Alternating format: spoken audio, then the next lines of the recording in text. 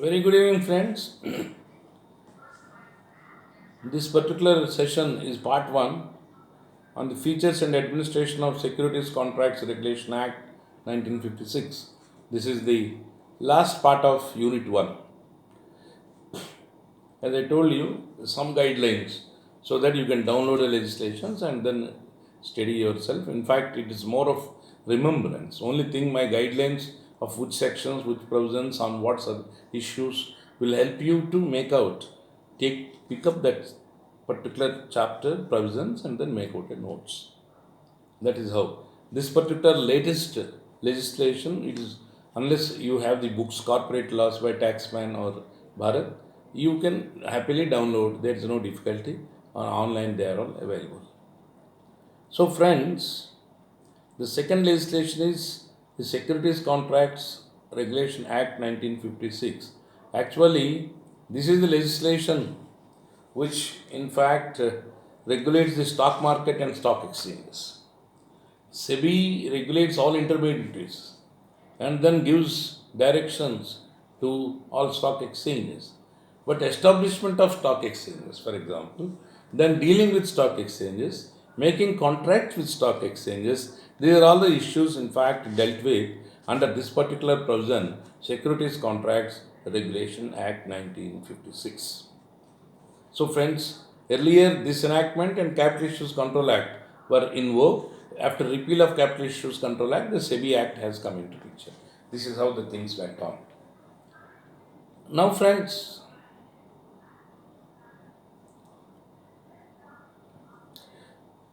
this particular legislation,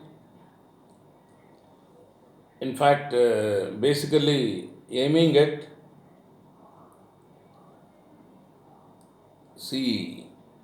preventing undesirable transactions in securities and to provide a foolproof mechanism.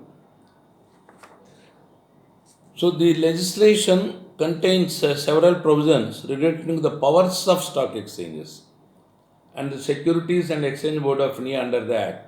Stock exchanges have various powers for quoting, dequoting, listing, that is delisting in the stock exchanges by the listed companies.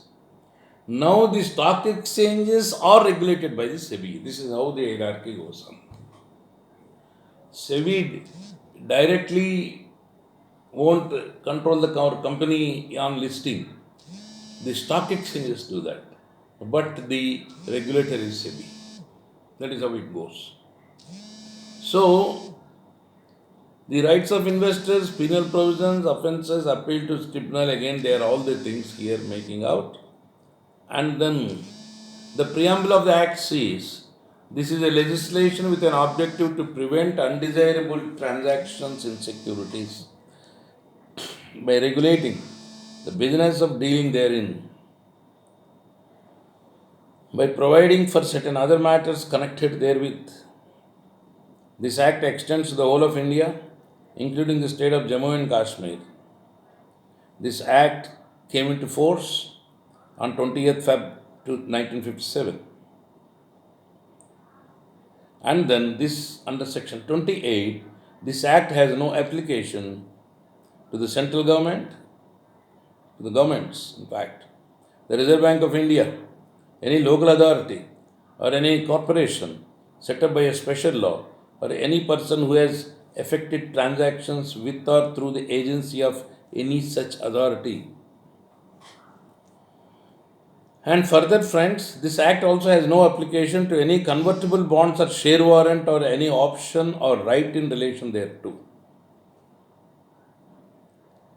Then the central government has power to grant appropriate exemptions from the application of these particular provisions. Friends, I now same here again the structure, definitions, then the appropriate provisions pertaining to powers of stock exchanges, establishment of stock exchanges, and then penalties, appeal to Securities Appellate Tribunal. This is how the hierarchy goes on. So, what is the basic structure of the Act? This enactment contains 31 sections and sections 1 to 2A contain the preliminary provisions. Now, stock exchanges are dealt with under sections 3 to 12, their recognition, procedure, and functions. Then, under 13 to 19 sections, the provisions on contracts and options in securities enumerated. 21 to 22F, listing of securities and appeal to SAT, Securities Appellate Tribunal, and further appeal thereon to Supreme Court. Again, same provisions will come into picture. But here, the penalties or the difficulties under SECRA, they are under SEBI. Other one is depositories. This is how the link has to be divided. I advise you to thoroughly study Securities Contract Regulation Act, wherein 23 to 26, sections 23 to 26 contain the penalties, and then 27 to 31 miscellaneous provisions. In this regard, you state to get knowledge, the Securities Contract Regulation Act, and then the rules 1957, then the regulation, manner of increasing and maintaining public shareholding in recognized stock exchanges regulations, and other regulations related thereon with the latest amendments thereon. And then there are certain regulations which were issued in 2018 also. For the examination point of view, main legislation, the act is enough. But for knowledge's sake, for practical aspect, because you are mostly our lawyers, you will have to go to the rules and then these particular regulations.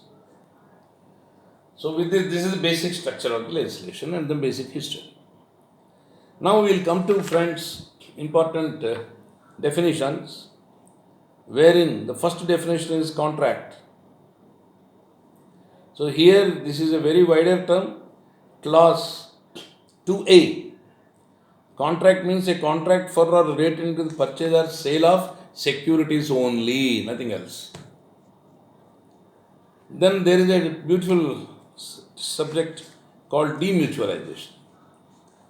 So this is under 2AB, where it means the segregation of ownership and management from the trading rights of the members of a recognized stock exchange in accordance with a scheme approved by SEBI. This provision must be read with the provisions of section 4A, 4B and 5 of the Act, which contain, that is Securities Contract Regulation Act. Actually, today stock exchanges are demutualized, which were not demutualized, that means made to public. Which was not done, they were closed. Basically, there are two major stock exchanges. One is the National Stock Exchange, another is the Bombay Stock Exchange. Then, friends, the meaning of securities I have already told you. Clause H, section 2, I have already elaborately discussed. Then now comes to the meaning of stock exchange. This is covered under section 2, clause J, where stock exchange is defined as it's basically a trading place for securities. This particular definition under section 2J says, any body of individuals, whether incorporated or not, constituted before corporatization and demutualization under sections 4A, 4B or body corporate, incorporated under Companies Act, whether under a scheme of corporatization or otherwise, for the purpose of assisting, regulating or controlling the business of buying, selling or dealing in securities. With effect from 12 October 2004, corporatization of all stock exchanges is compulsory as provided under sections 4A and 4B of the Act. So friends, today demutualization has come to stay. Then as per clause F2 section 2F, a recognized stock exchange is one which is for the time being recognized by the central government under section 4, not SEBI, central government. Then the last part of our discussion on this particular definitions, derivative. This is section 2, subsection 33.